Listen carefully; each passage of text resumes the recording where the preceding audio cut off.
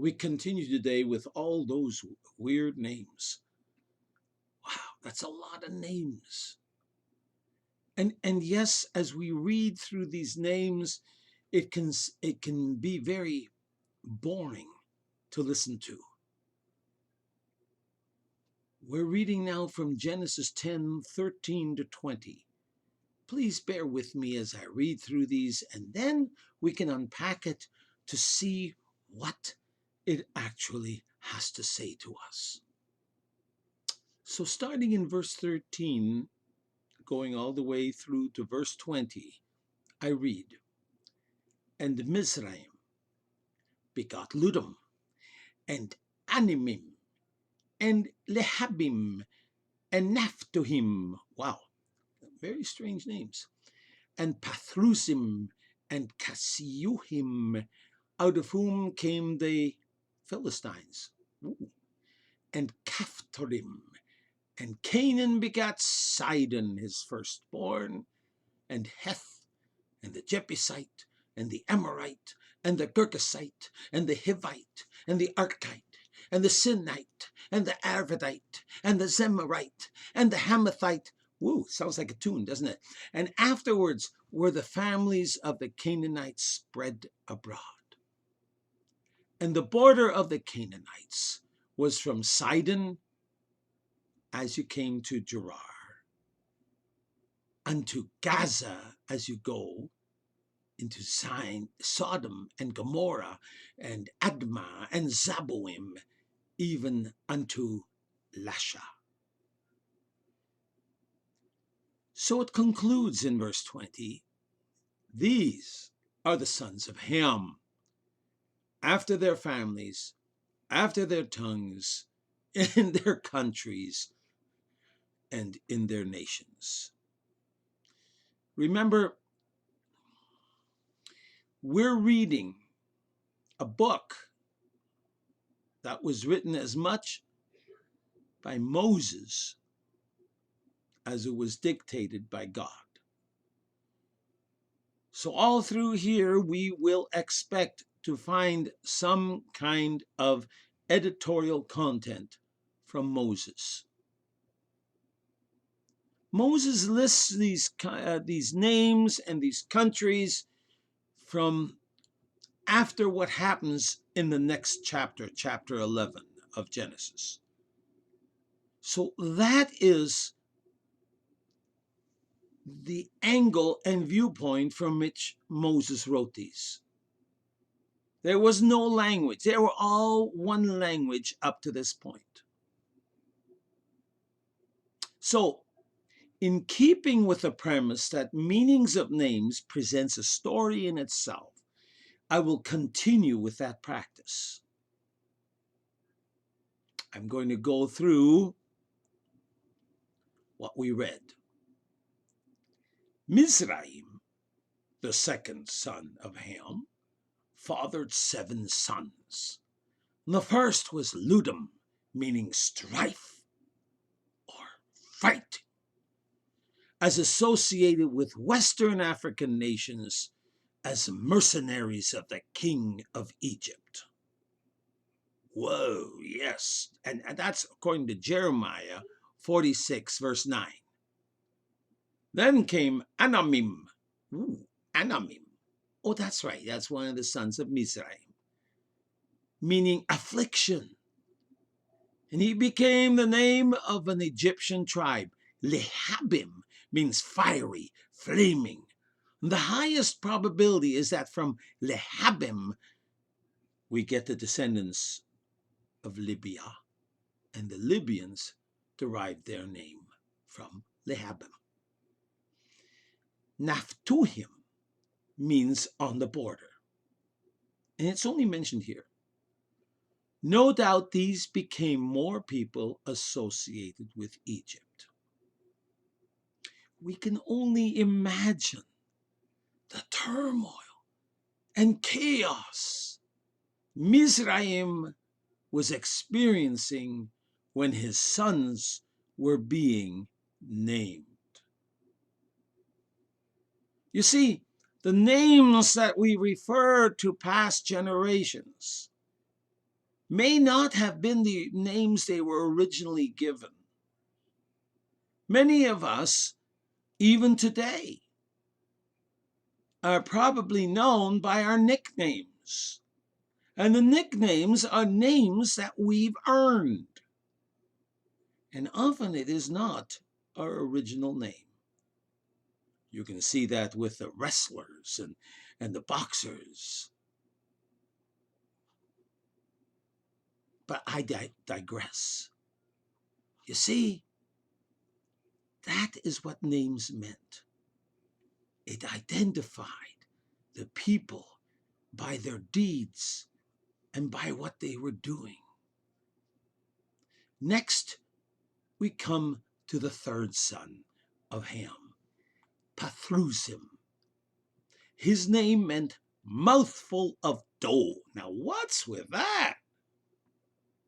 From him came the people of Pathros, near Thebes in Egypt. And then from Pathrusim we got Kasluhim, meaning fortified. Now, this tribe's original seat was probably somewhere in Lower Egypt, along the sea coast of the south border of what was later known as Israel. Moses claims that from them came the Philistines. Last, we have Caphtorim, meaning buckle, and later changed to Caphtor, meaning a crown. You see what I mean by nicknames? Now, the exact location of Caphtor is unknown, though it is supposed to be Crete, an island in the Mediterranean, from where the Philistines also came. So you see, the Philistines were not just a single people. They were a diversity of people. But all came from Ham. Interesting, isn't it? The last son that Ham had was Canaan. Canaan. He's the fourth son, and his descendants were under the curse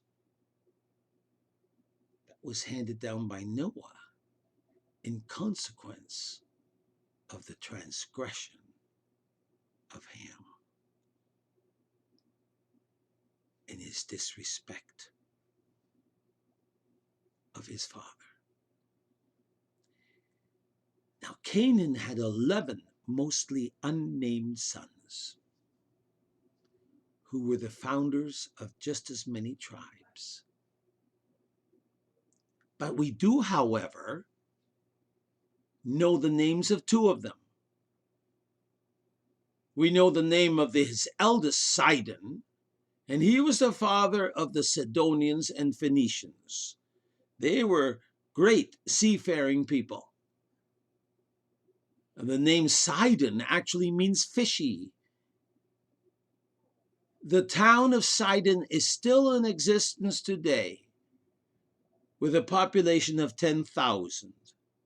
And what is Sidon known for? Obviously, fishing. So, let's continue. Canaan's second son was Heth, which meant terror, dread. What's with all these weird names? With all these terrible, terrible meanings. Heth is the ancestor of the Hittites, which were prominent for over 800 years and a bitter, bitter enemy of Israel. And after the Hittite Empire collapsed, archaeologists have noted a migration eastward as far as China. Who knows?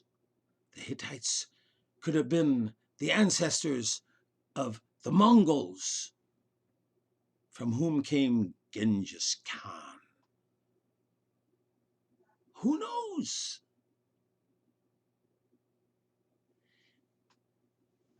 But here,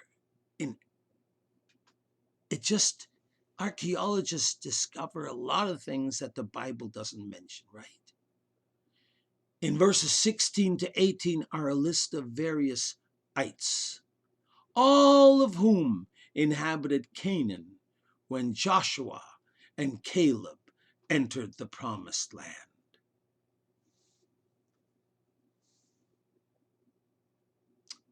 Well, beyond that, in verse 18, we find this statement, and afterwards were the families of the Canaanites spread abroad. This becomes especially significant if, as previously stated, the descendants of Canaan include the Chinese, the Mongolian people, who eventually spread not only through much of Asia, but also across the Bering Strait into North America, from whom we get the Inuit people and the northern native people of Canada and the United States. But now in verse 20, as there's another similar statement as in verse 5. They were after their families, after their tongues, in their countries and in their nations. Obviously, chapter 10 was written after the dispersion of Babel, which we find in the next chapter. That statement also implies that each family present at Babel was given a distinctive language. Okay, I'm so sorry if it sounds boring, but this is history as presented by the most reliable historical book of all, the Bible. Now, given the horrific meanings of the children's names given at birth, the descendants of Ham must have had both a violent and disturbing warlike history. But hallelujah, despite the seemingly irredeemable nature of all these people, we mentioned the Japhethites, and we mentioned the people from Ham. It was the arrival of Jesus of Nazareth, Jesus Christ, that made it possible to reunite all humans.